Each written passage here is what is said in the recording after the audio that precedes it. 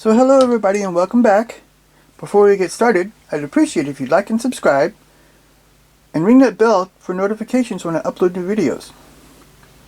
Today we're taking a look at this British Centurion Mark III. This is from Tamiya in 135 scale. These old tanks are pretty cool, I think. This is after World War II, but shortly after. So let's get looking at this thing. So here's our instruction sheet. We have information here about the tank in 4 different languages. It's English, German, I think it's French, and I'm not sure. Probably Japanese, or maybe Chinese, I'm not really sure.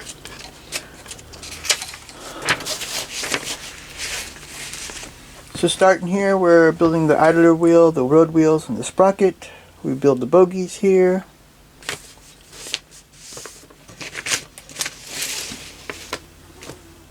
Here we put on these arms for the sprocket, and these parts here in the back, some toe hooks. So number 3 here, we put on these arms for the idler wheel and these toe hooks in the front. Then we go to the back and we put on the sprocket covers here, toe panel here, and we got some more parts to put here on the back. And then number 4, we put on our idler wheel, our bogies, and the sprocket. We also have, it looks like we have a metal axle for that metal shaft for the sprockets here. It's, you know, for the motorized kits like they used to make. I still have a couple of those motors, but I don't have the battery compartment for it.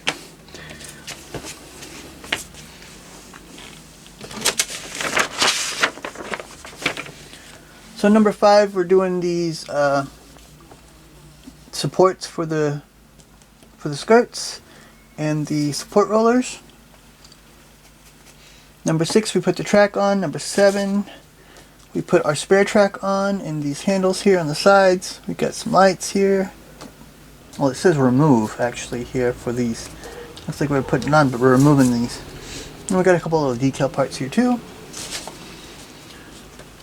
So number 8, we put on some fenders, and we have this piece here. It's going to help us get it together later. We also have some Pioneer tools.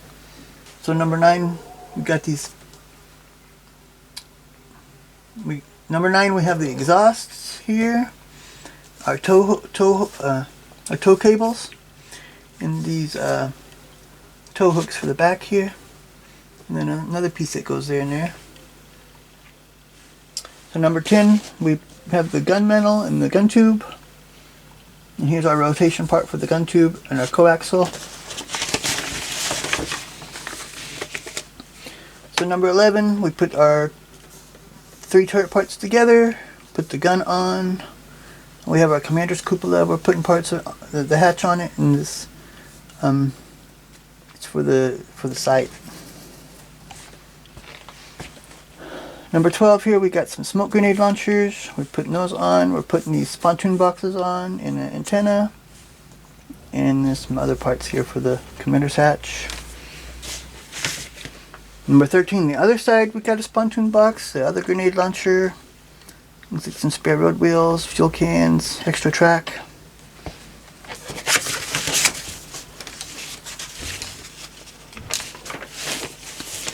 And number 14, we're just putting everything together. We got some ammo too. And putting the 3 parts together. We have painting for our figures. And then here, number 15, we put on the skirts. And then we have our built tank. Tamiya is always fairly simple to build. So here we got one version here. This is from Alpha Squadron, 8th King's Royal Irish Hussars, 29th Infantry Brigade, Korea, 1951. Charlie Squadron, 8th King Royal Irish Hussars, 29th Infantry Brigade, Korea, 1951. Charlie Squadron, 5th Royal Dragoon Guards, Commonwealth Division, Korea, 1952. Charlie Squadron, 1st Royal Tank Regiment, Commonwealth Division, Korea, 1953. So 4 versions to build.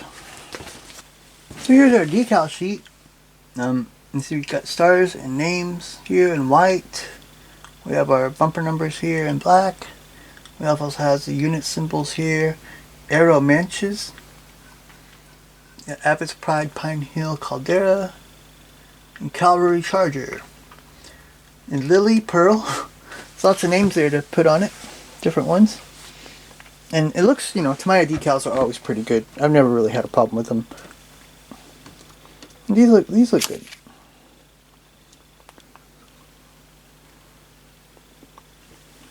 So, see, we got one metal rod here for our sprockets, which is really good. Sometimes polytrack is pretty tight, and this will keep it from breaking. I had that problem with my M3 Stuart. One of the sprockets broke off because it was too tight. And then we have our polytrack here, which I really don't have a problem with polytrack. This is really thin too. I've had some that were a lot thicker and harder to work with, but these thin ones like this, they turned out being pretty good. And you can get these, no, I don't worry about getting the bins out. I just make sure the bin's going around with the sprockets or the idler arm. You can usually hide it pretty well that way too. But anyways, when it's on the tank a while, it takes it out anyways. But the track looks pretty good too.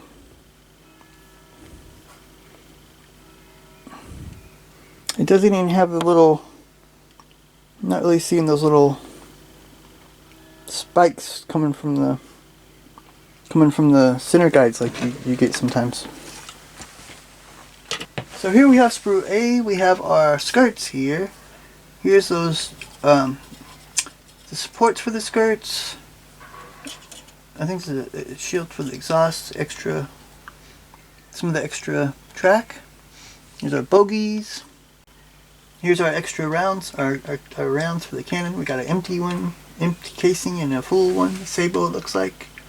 It looks like it has, I mean, the skirts look like they have some good texture to it.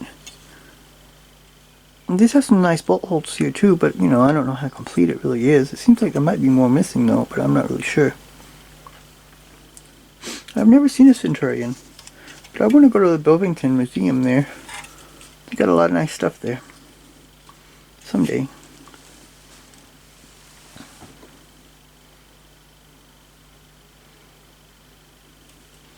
I think the parts look pretty nice. But there might be some bolts missing from these. I'm not really sure. So here we have sprue B. You see we have our road wheels here, as well as the sprockets. We have our gun tube, support rollers. This is one plate, the hatches as well. And you see we have a split gun tube too, so you're going to have to be careful when you glue it together to get it really so it stays round. Here's this rotation part for the turret. Here's the gun mantle. More extra track here. I'm looking at the rotor wheels, I think they look pretty nice.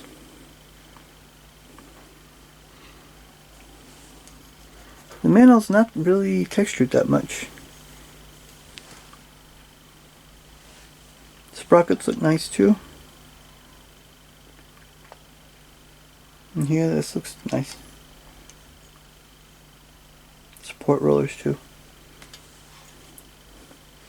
I think the hatches have some good detail on it.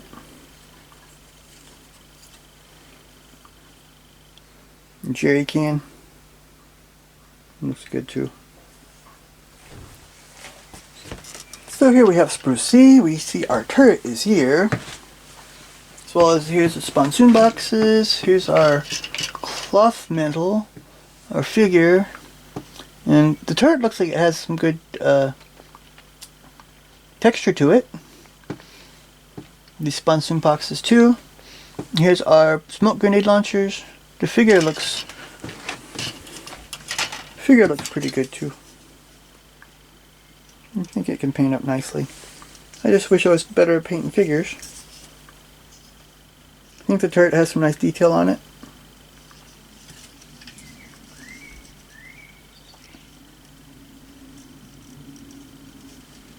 Don't really like how it's twisted though. And I think this cloth it looks pretty nice there. So then we have the bottom of our hull separately. Underneath we have holes for the motorized stuff. You're not going to use those. I don't ever cover them up either. The sides, I guess the bogies are going to cover everything. And we have A, B, and C. I don't know, is that really a part of the real tank? I don't know. There is some texture here on the front though, as well as the back. And see, there's some decent detail here on the back too, and some good texture. Of course, most of the parts are going to be glued on it though.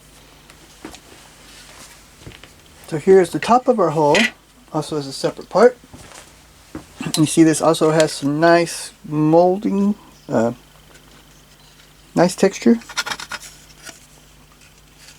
Also some nice bolts along here on the fenders. See, some of the tools are already molded into it too though, which I find kind of strange. They don't, usually Tamiya has everything to glue on it. See, there's a hammer here. It looks like a barrel brush and a pickaxe head. I think the detail looks pretty good though. You have to carefully paint these tools, so good thing I got those small brushes now. I think it looks pretty good. So then we have here sprue D. That's the last piece. Here we have our tow cables here, and this is poly. This is a poly sprue. We have these pins, tow cables, and these caps for the road wheels and stuff.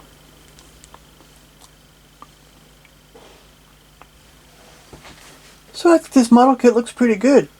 I don't like that those tools are molded onto the hull though. I'm used to doing that separately. It makes it harder to paint when they're molded on. Other than that, and well, okay, you have the bottom of the hull, you have the old stuff from, you know, when Tamiya previously had the motors and stuff. And seems like the detail is a little light on the bottom of the hull. I'm thinking that might be an older part that they put in with some new stuff. I'm not really sure. I mean, it's not a new kit, but it's not that old really, I don't think. But I think it'll turn out pretty good. Be a nice kit to have. I would say it's worth a build.